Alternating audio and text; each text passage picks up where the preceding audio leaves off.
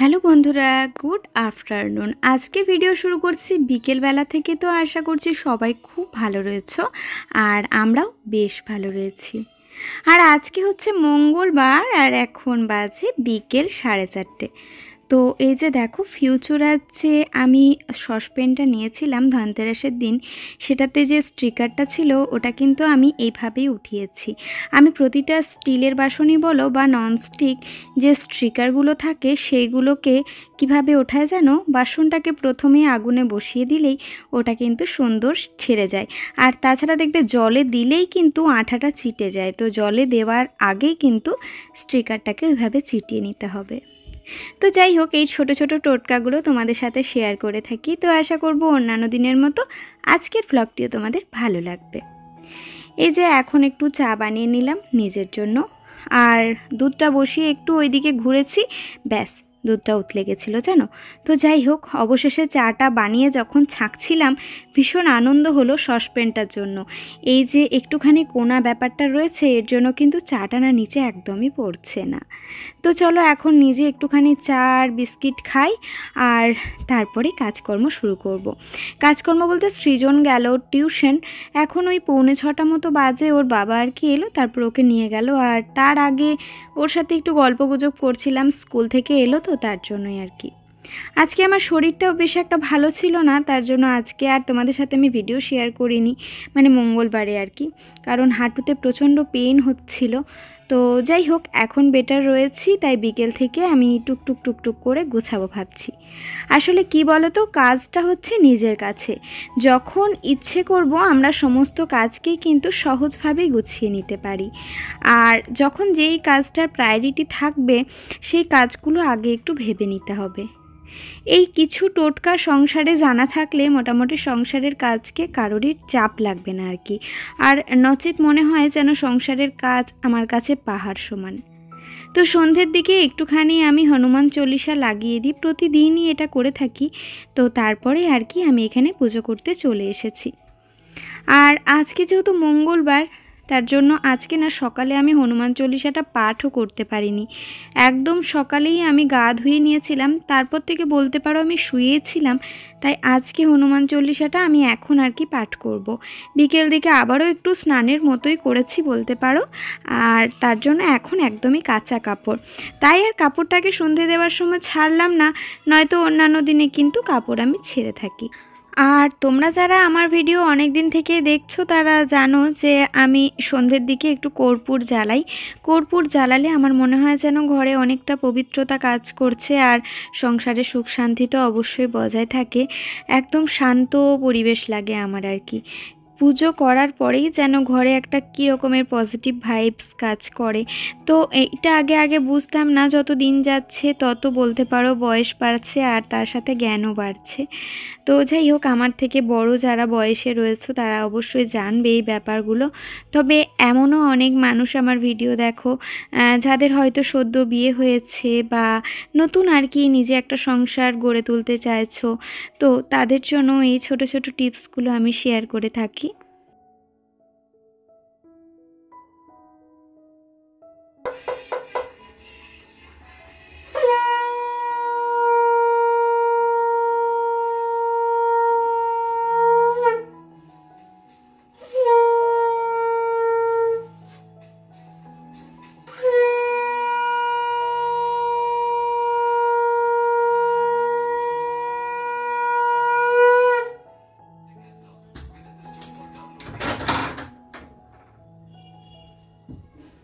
আমি প্রতিদিন চেষ্টা করি সন্ধেটা যেন আমি দিতে পারি।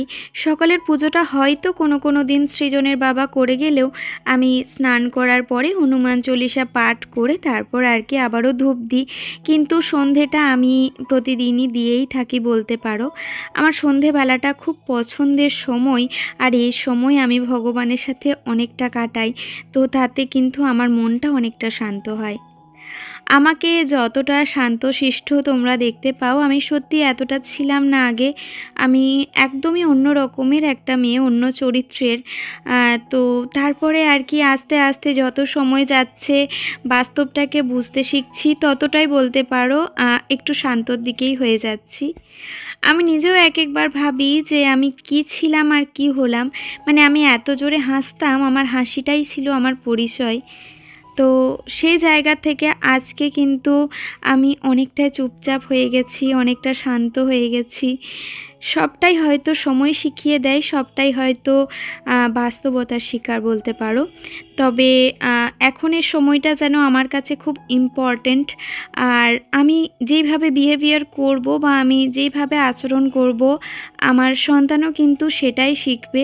তো তার জন্য আমাকে চেষ্টা করতে হবে যে আমি যেন খুব সুন্দরভাবে আমার সন্তানকে মানুষ করতে পারি, মানুষের মতো মানুষ করতে পারি। পড়াশোনাটা কিন্তু পরের ব্যাপার। তো ওর জন্য আর ওর বাবার জন্য দুটো টুপি এনেছি, সেই আর কি চুজ করছে কোনটা ও নেবে। তবে আমার মনে হচ্ছে সাইজ দেখে যে দুটোই ওর বাবারই হবে, ওর হওয়ার মতো একটাও টুপি নেই। আজকে রান্নাবান্না করেই গেছিলাম বিকেল দিকে, আলু ভাতে ভাত ডাল, চপ নিয়ে এসেছি, আলু সিদ্ধটাকে একটা চপ দিয়ে মেখে নিচ্ছি। তো এই দিয়ে আমাদের রাত্রের ডিনার হবে। আর এই টেবিলটা আমার বেলকানিতেই থাকে বেশিরভাগ সময়, তবে এই শীতকাল করে বের করি।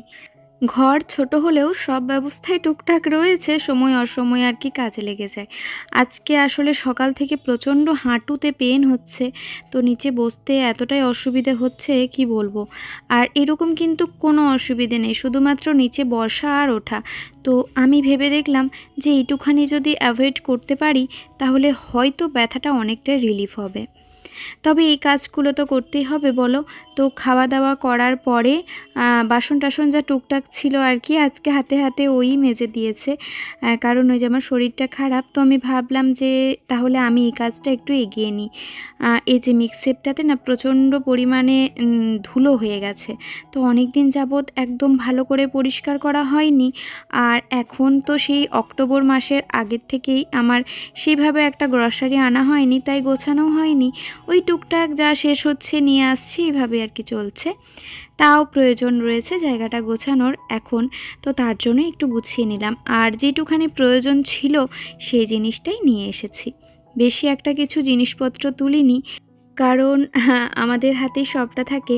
তো আমাদের যে মাসে একটু বেশি খরচ হয়ে যাবে সে মাসে আবারও আমাদেরকে একটুখানি দেবে দিতে হবে শেষের দিকে, মানে জাস্ট হাতটা একটু চেপে দিতে হবে। তো সেই রকমইভাবেই চলতে হয়, প্রতিটা সংসারেরই সেটা নিয়ম।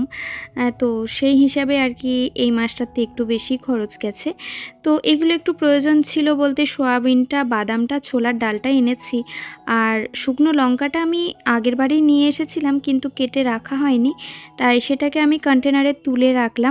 তবে একটা জিনিস লক্ষ্য করলাম, যে প্লাস্টিকের কন্টেনারে যে কোনো কলাই বা যে কোনো জিনিস রাখলে কিন্তু খুব তাড়াতাড়ি সেটা পোকা ধরে যায়। কিন্তু বিশ্বাস করো, কাঁচের কন্টেনারে আমি এত জিনিস রেখেছি সেগুলো একটুও নষ্ট হয়নি জানো। তো প্রথমে যখন আমি কাঁচের কৌটোগুলো কিনি সবার কাছে আমি অনেক কথা শুনেছিলাম যে কেন কিনলাম, বা এগুলো হাতের থেকে পড়ে যেতে পারে, ভেঙে যেতে পারে, ছোট বাচ্চার ঘর। কিন্তু নিজে একটু একটু করে টাকা জমিয়েছিলাম আর সেই জমিয়েই আমি জিনিসগুলো কিনেছিলাম। কিন্তু এখন দেখি খুব কাজে আসে আর কি। আসলে দেখবে আমরা যখন অনলাইনের কোনো কিছু খুলি, মানে শপিংয়ের, যেমন হচ্ছে ফ্লিপকার্ট, অ্যামাজন, মিশো, এছাড়া আরও অনেক কিছুই রয়েছে। তো তখন দেখবে একটা কার্ট করতে গিয়ে আমাদের অনেকগুলো কার্ট হয়ে যায়। আর তখনই হয়ে যায় কি, বাড়িতে অর্ডারগুলো একের পর এক আসতে থাকে। তখন তুমি নিজের টাকাতেও যদি জিনিসটা কেনো না, বাড়ির মানুষজনদের চোখে পড়ে। আর সেই সময়ে একটুখানি বকাঝকা খেতে হয়, কিন্তু পরে সেই জিনিসটা যখন ভালোভাবে ইউটিলাইজ হয় তখন আবার সেই মানুষগুলোই তোমার প্রশংসা করবে। তো যাই হোক, এই জায়গাটা একটু আরশোলা বের হচ্ছিল, মাঝে মধ্যে একটা দুটো করে দেখতে পাচ্ছিলাম, তাই একটু যে কিচেন ক্লিনারটা সেটা দিয়ে পরিষ্কার করে দিলাম। আর এই জায়গাটাও ক্লিন হয়ে গেল। আর যে পেপারগুলো বিছানো ছিল ওগুলো অনেক দিন থেকে ছিল, তো এই মুহূর্তে তো আর নেই, তাই জিনিসগুলো এভাবেই রাখলাম। দেখতে না বেশ ভালো লাগে, দেখবে যেই কৌটোগুলোতে ভিজিবল হয়, মানে দেখা যায় জিনিসগুলো, সেই কন্টেনারে জিনিস রাখলে না খুব ভালো লাগে দেখতে। আমি যখন যে জায়গাটা গোছাই আমার এত ভালো লাগে, মনে হয় যেন আমি সবসময় এই গোছানো নিয়েই ব্যস্ত থাকতে পারি। কিন্তু সেটা তো আর হয় না, সংসারে আরও অনেক কাজ রয়েছে, তাই আমাদেরকে বাড়তি সময় বেছে নিয়ে এই কাজগুলো করতে হয়। তো দেখি কেমন লাগছে। আর এবারে না আমুলের ঘিটা নিয়ে আসলাম, তো দেখা যাক কেমন, কারণ শীতকালটাতে না একটু ঘি খাওয়া হয়, কারণ শীতকালটাতে বেটুকেও প্রতিদিন ঘি দিই, আমাদেরও মাঝে মধ্যে নিরামিষ হলেই ভাতে একটু করে ঘি নেওয়া হয়, তাছাড়া পরোটা বা এই ধরনের জিনিস তো হতেই থাকে। একটু মুছেও নিলাম মিক্সেপের ওপরটা, তবে কি হয়েছে জানি না, আমি কেমন একটা যেন স্পট পড়ে গেছে, তো দেখতে হবে ওটাকে ভেসলিন দিয়ে যদি ঠিক হয়। আমি ওই বোনের কাছ থেকে যে টিপসটা পেয়েছি সেটা সত্যি ভীষণ উপকারী। আমি জানি না বোন না দিদি, তবে কেউ একজন আমাকে কমেন্ট করেছিলে যে কাঠের জিনিসে ভেসলিন দিলে কিন্তু অনেক গ্লেজি হয়ে যায়। তো আমি কিন্তু বাথরুমের দরজাটায় ভেসলিন পাইনি হাতের সামনে সেই মুহূর্তে, তবে নারকোল তেল দিলে যদি পিঁপড়ে হয়ে যায় এই ভয়ে আমি কিন্তু বডি অয়েলটা দিয়ে সেদিনে পালিশ করেছিলাম একটুখানি আর কি। তো এখনও পর্যন্ত বাথরুমের দরজাটা দারুণ লাগছে দেখতে। আর এই যে টুকটাক কিছু গোছানো রয়েছে যেগুলো ফ্রিজে রাখা, সেগুলো ফ্রিজে রাখছি। 2 পিস পাউরুটি রয়েছে যেটা আজকে লাস্ট ডেট, তো ওটা আর কি আমাদের নিচে যে ডগিটা রয়েছে ওকে আর কি দেওয়া করাবো, ওকে দিয়ে, তার জন্য ওটা সাইডে রাখলাম। আর এই যে ধোয়া বাসনগুলো এখন গুছিয়ে রেখে দিচ্ছি। তো এই তো সারাদিন সারা রাতও পেরিয়ে যাবে যদি আমরা বলি যে আমরা কাজ করব। কাজের কিন্তু কোনো শেষ নেই, কোনো সীমাও নেই। তার মধ্যে থেকেও আমাদের প্রয়োজন মতো কাজগুলো আমাদেরকে গুছিয়ে নিতে হয়। আর চালটা একদমই বাড়ন্ত হয়ে গেছিলো, সেই চালটা এখন রেখে দিচ্ছি। আগের বারে চালটা আমি বাপের বাড়ির থেকে এনেছিলাম, তো এবারে তো আর সেটা হলো না, তার জন্যই এই জিও মার্টে গেছিলাম। এখান থেকে আমি কম দামি একটা চাল এনেছি, মিনিকেট চাল, কারণ এর আগে বাঁশকাঠি খেয়েছি বা যেটা ওই ফ্রাইড রাইসের চাল হয় ওটা আমাদের খুব রেয়ার, মানে এমনকি মাংস হলেও আমার বাড়িতে কেউ ওই চালটা খেতে চাইবে না। তো সবাই বলবে যে না এরকম প্লেন ভাতই ভালো। তো বাঁশকাঠি আর মিনিকেট এই দুটোর মধ্যে থেকে দেখেছি যে মিনিকেটটাই বেশি স্বাদে মিষ্টি, তো তাই আর কি সেটাই নিয়ে আসলাম। 4 কিলো মতো নিয়ে এসেছি, যদি চালটা খেতে ভালো লাগে তাহলে আবারও কিন্তু নিয়ে আসবো বেশ কিছুটা। আর এই যে চা পাতা প্রায় শেষের মুখে ঢেলে রেখে দিলাম বড় কৌটোর থেকে। চিনিটাও একটু ঢেলে রেখে দিলাম, চিনি যদিও এখন খাওয়া হয় না খুব একটা, তবে দুধ চা করলে তো একটু দিয়েই থাকি। আর মিট মশলা একটা এনেছিল, তো সেই মিট মশলাটা না একটা গার্ডার দেওয়া ছিল, তার জন্য ভাবছি মিট মশলাটাকে একটুখানি কন্টেনারের মধ্যে ঢেলে রাখি, তাহলে কিন্তু বেশ সুবিধা হবে। কারণ কি আমার এরকম মশলাপাতি সব ওই 5 টাকার পাউচে আসে, তো এটা একটু বড় ছিল, এটা কাজেও লেগে যাবে, চিকেন টিকেনও দেওয়া যায়। যখন যেই মশলার প্যাকেট বড় আসে আমি সেই মশলা দিয়েই বিভিন্ন রকম রান্না করে দিই, তাহলে সেটা শেষ হয়ে যায়। কারণ এই মশলা জিনিসটা খুব তাড়াতাড়ি কিন্তু ডেট এক্সপায়ার হয়ে যায়, আর সাথে কিন্তু তুলোও পড়ে যায়, তার জন্যই আর কি।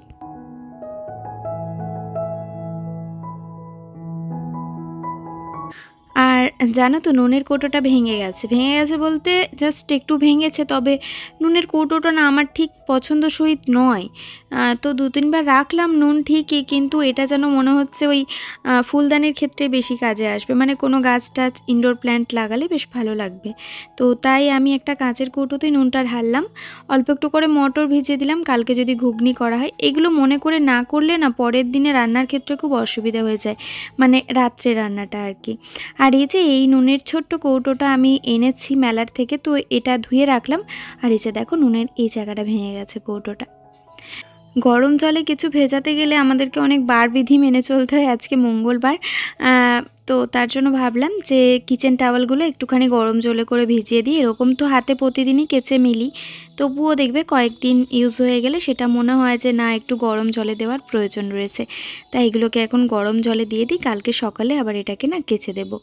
তো প্রচণ্ড গরম হয়ে গেছে জলটা, যার জন্য আমি হাতে দিয়ে একদমই পারলাম না, তো ওই একটা আর কি হাতার পিছন দিকটা নিয়ে তারপর আর কি এভাবে করে চেপে চেপে দিয়েছি।